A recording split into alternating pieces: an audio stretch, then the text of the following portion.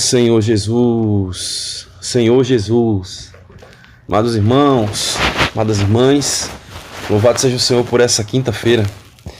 Vamos começar a ler os versículos propostos, amém? O primeiro está lá em João 14, 2 e 3, diz assim: Na casa de meu pai há muitas moradas, se assim não fora eu vou-lo teria dito, pois vou preparar-vos lugar. E quando eu for e vos preparar lugar, voltarei e vos receberei para mim mesmo, para que onde eu estou, estejais vós também. O versículo 20 diz assim: Naquele dia, vós conhecereis que eu estou em meu Pai, e vós em mim, e eu em vós.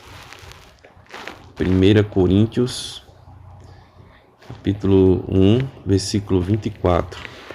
Mas para os que foram chamados, tanto judeus como gregos, pregamos a Cristo, poder de Deus e sabedoria de Deus. Por último, Hebreus, capítulo 1, versículo 2. Nestes últimos dias nos falou pelo Filho, a quem constituiu herdeiro de todas as coisas, pelo qual também fez o universo. Amém. Versículo de orar ler, Hebreus 1:3. Ele, que é o resplendor da glória e a expressão exata do seu ser, sustentando todas as coisas pela palavra do seu poder, depois de ter sido feito a purificação dos pecados, assentou-se à direita da majestade das alturas. Estamos na semana 4, quinta-feira. O tema da semana é o Filho, herdeiro de todas as coisas. Título de hoje: a expressão exata de Deus. Amém. No início do livro de Hebreus, lemos que o Pai fez o universo por meio do Filho e o constituiu herdeiro de todas as coisas. É incrível o fato de que o Filho, na criação do mundo, tenha sido a sabedoria do Pai. O Senhor me possuía no início de sua obra, antes de suas obras mais antigas. Desde a eternidade fui estabelecida desde o princípio, antes do começo da terra. Isso está em Provérbios 8, 22 a 23. Aqui o texto se refere ao Filho como sabedoria. Em 1 Coríntios lemos que Jesus é tanto a sabedoria necessária para a elaboração do projeto divino, como também o poder de Deus necessário para a sua execução. Jesus foi tudo isso para Deus na criação. A criação do mundo foi planejada, arquitetada e também executada pelo Filho sob o comando do Pai. Também em Provérbios encontramos: quando Ele, Deus, preparava os céus, aí estava eu, Jesus. Quando traçava o horizonte sobre a face do abismo, quando firmava as nuvens de cima, quando estabelecia as fontes do abismo, quando fixava ao mar o seu limite, para que as águas não traspassassem os seus limites, quando compunha os fundamentos da terra, então eu estava com ele e era seu arquiteto, dia após dia. Eu era as suas delícias, folgando, alegrando perante ele em todo o tempo, regozijando-me no seu mundo habitável e achando as minhas delícias como os filhos dos homens. Provérbios 8, 27 ao 31. O Filho era as delícias do Pai, e além disso também se alegrava perante o Pai em todo o tempo. O Pai era a alegria do Filho, e o Filho era o prazer do Pai. Quando Jesus disse que nos estava preparando um lugar, sabemos que esse lugar será dentro do Pai. Agora compreendemos melhor que Ele nos está conduzindo a participar dessa vida plenamente alegres e jubilosos como Deus. Portanto, querido leitor, não vivemos meramente aqui na terra para um dia irmos para o céu. Uma vez que cremos em Cristo, iniciou-se em nós o processo de preparação para tornar-nos qualificados a ser introduzidos na glória do Pai. Deus nos convida a participar desse relacionamento maravilhoso, dessa esfera de amor e felicidade, e nos introduzir naquilo que só podemos definir como uma única palavra: perfeição. Estamos sendo convidados e preparados para participar da perfeição de Deus, Pai, Filho e Espírito.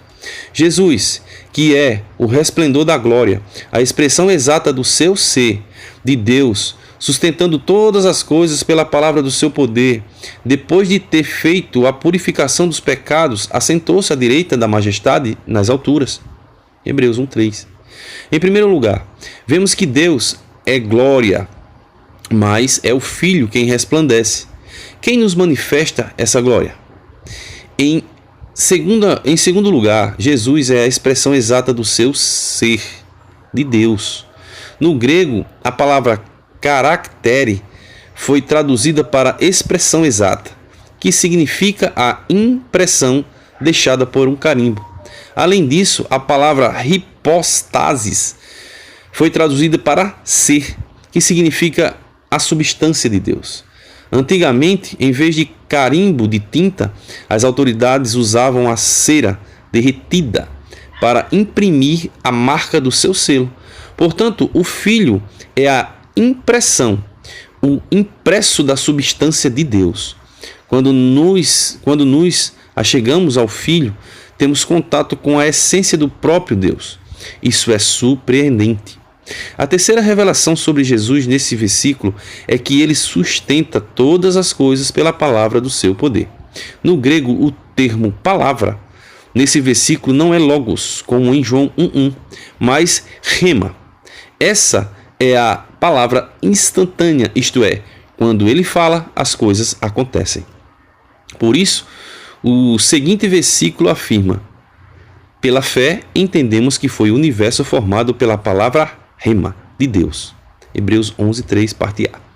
Não importa qual a situação em que, porventura, você se encontre, seja carência de amor em seu casamento, seja falta de vigor em sua vida espiritual, seja o fato de estar sem disposição para ler a Bíblia, seja falta de ousadia para dizer às pessoas: posso orar por você?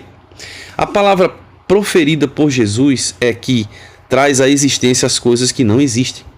Apegue-se com mais firmeza às palavras do Senhor. Elas vão mudar a sua vida. Pois ele falou e tudo se fez, ele ordenou e tudo passou a existir. Salmo 33:9. Pergunta: explique qual a importância da palavra rema em sua vida. Amém? Por essa palavra, né? Que maravilha, irmãos, que maravilha, né?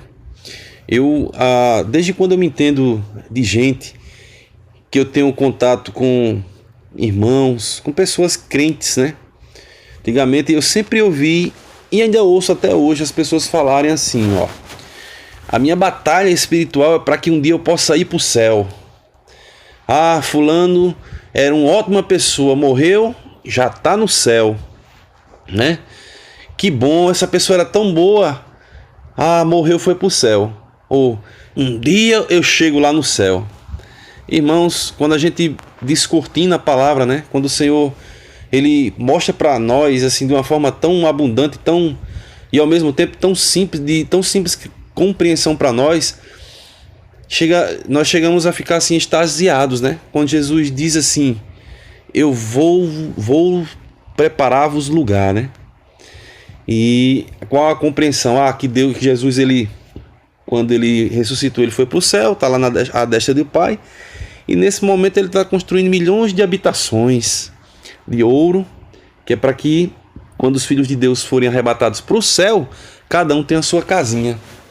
Ô irmão, que coisa, né? A gente vê que essa habitação aí, na verdade, será na coexistência da perfeição em qual o Deus triuno sempre viveu. Que maravilha, né? Que maravilha. A gente vê ali aqueles relatos do livro de Hebreu, né? Do livro de Hebreus, que fala da questão da sabedoria, né? Que Jesus Cristo, tipo assim, ó, aqui no texto se refere ao Filho como a sabedoria. Que texto é esse? É esse, ó. O Senhor me possuía no início de sua obra, antes de suas obras mais antigas, desde a eternidade.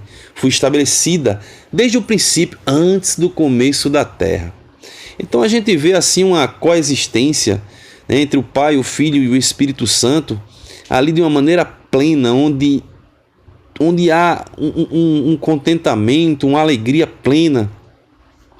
Irmãos, mesmo sem merecermos, mesmo sem termos nenhuma condição em nós mesmos que nos levasse a estar no meio de uma comunhão como essa, esse é o trabalhar do Pai para que um dia nós possamos ser inseridos nesse contexto divino aí. Ó Senhor Jesus! E que lugar é esse? Sabemos que esse lugar será dentro do Pai. Você consegue se ver dentro do Pai? Existe uma morada mais, como é que eu posso dizer assim, mais gratificante do que estar inseridos no Pai? Senhor Jesus! Agora compreendemos melhor. Ele nos está conduzindo a participar dessa vida plenamente, alegres, jubilosos com Deus.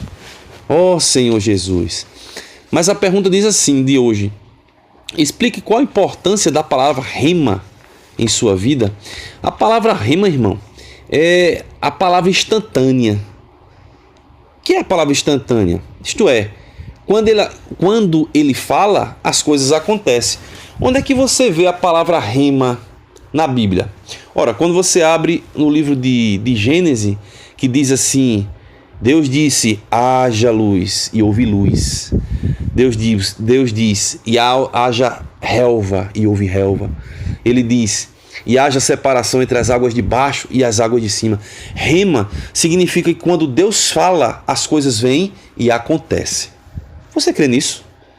Você crê que se Deus falou, ou se Ele fala, as coisas simplesmente acontecem? Ó Senhor Jesus! Então, amado irmão, não importa qual a situação em que porventura você se encontre, seja na carência de amor em seu casamento. Irmão, como é que está seu casamento? Irmão, pergunto isso. Como é que está seu casamento? Se as coisas não estão indo tão bem, Deus pode fazer com que todas as coisas possam passar aí bem, porque Ele usa a palavra instantânea. Mas para isso eu preciso crer. Você está com falta de vigor em sua vida espiritual? Essa pandemia tem deixado você para baixo, pelo fato da gente não estar reunindo ali de uma forma mais, como é que eu posso dizer, em conjunto, em grupo, em comunhão? Tem feito com que seu vigor se torne pouco? Irmãos, Jesus pode fazer com que seu vigor esteja totalmente revigorado. Será que o fato de você estar sem disposição para ler a Bíblia, o que é que te falta? Disposição? A palavra rema pode te dar isso. Ó Senhor Jesus! Ou será falta de ousadia para dizer às pessoas: posso orar por você? Ó Senhor Jesus! A palavra proferida por Jesus é que traz à existência as coisas que não existem, irmãos. Ó Senhor Jesus! Que possamos nos apegar com mais firmeza às palavras do Senhor. Elas vão mudar a sua vida. Diga assim: a palavra de Jesus vai mudar a minha vida. E dê um amém bem forte. Vamos repetir? Ó Senhor Jesus, as palavras do Senhor vão mudar a minha vida. Ó Senhor Jesus, pois Ele falou e tudo se fez. Ele ordenou e tudo passou a existir. Louvado seja o Senhor, irmãos. Ótima quinta-feira e que o Espírito Santo possa cada dia trabalhar em você e em mim, em cada um de nós. Jesus é o Senhor.